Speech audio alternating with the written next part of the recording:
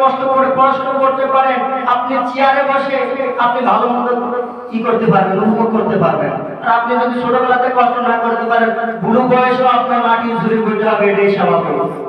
কথা বলেন না কেন? এই জন্য আমরা কষ্ট করেছি ছোটবেলা থেকে, সে কথা বলার মতন না। যখন আমরা বেশিরভাগই আমি একটু খেদমত করতাম, যখন ডাউল দিতাম এইভাবে, তখন এইভাবে টাকালি বোঝা যেত যে কতটা ডাউল ওখানে নিচে আছে। 50-60 জনের ভেতরে 500-700 গ্রাম ডাউল খুঁজে পাওয়া যায়, হয়তো পানি ছাড়া আর কিছু। তাই খাইতাম, মনে মনে কি ভাবতাম জানেন? আল্লাহি বিল্লাহি তাল্লাহি, মনে মনে ভাবতাম না জানি যদি একটা পেঁয়াজ অথবা একটা ঝাল পাইতাম একটু ডুইয়ে খাইতে পারতাম, এর চাইতে এটা মনে মনে ভাবতাম।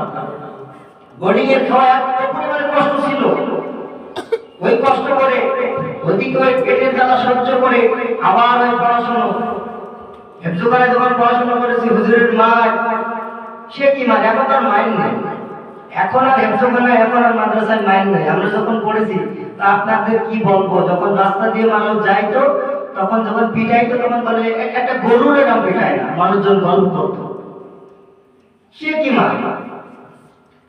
আল্লাহ রহম করেছে, এজন্য এতটুকু পরিমাণে এখানে বসার আল্লাহ তৌফিক দান করেছে। আর আল্লাহ রাসূল হাদিসে জানিয়ে দেন, মাই ইউরিদিল্লাহু বিহি খায়রা ইফাক্কিহু ফিদ্দীন, আল্লাহ যার মঙ্গল চাবে তাকে দ্বীনের জ্ঞান দান করবে, আর আল্লাহ যার মঙ্গল চাবে না তাকে দ্বীনের জ্ঞান দান করবেন না। এজন্য শুধু মাদ্রাসায় পোলাপান ভর্তি করে দিলাম হয়ে গেল না। পিতামাতা আপনাকে কর্তব্য আছে, আপনাকে দায়িত্ব আছে, আপনাকে শাসন করতে হবে, আপনার কর্তব্য আছে তাহাজ্জুদের নামাজে বসে চোখের পানি ফেলে আল্লাহর কাছে দোয়া করতে হবে, হে রব্বে কারীম আল্লাহ, আমার সন্তানকে তো মাদ্রাসায় দিয়েছি, আলেম হওয়ার তৌফিক দান করে দিন, হাফেজ হওয়ার তৌফিক দান করে দিন। আল্লাহ যদি দোয়া কবুল করে তাহলে হবে, কারণ আল্লাহ রাসূল হাদিসে জানিয়ে দেন, মাই ইউরিদিল্লাহু বিহি খায়রা ইফাক্কিহু ফিদ্দীন, আল্লাহ যার মঙ্গল চাবে তাকে দ্বীনের জ্ঞান দান করবে, আর যার মঙ্গল চাবে না তাকে দ্বীনের জ্ঞান দান করবেন না। এজন্য আমাদেরকে দোয়া করতে হবে, পারবো না ইনশাআল্লাহ। উদুনি আস্তাজিব লাকুম, আল্লাহর কাছে একবার দোয়া চেয়ে দেখেন, আল্লাহ রাব্বুল আলামিন সব কবুল করে নেবেন।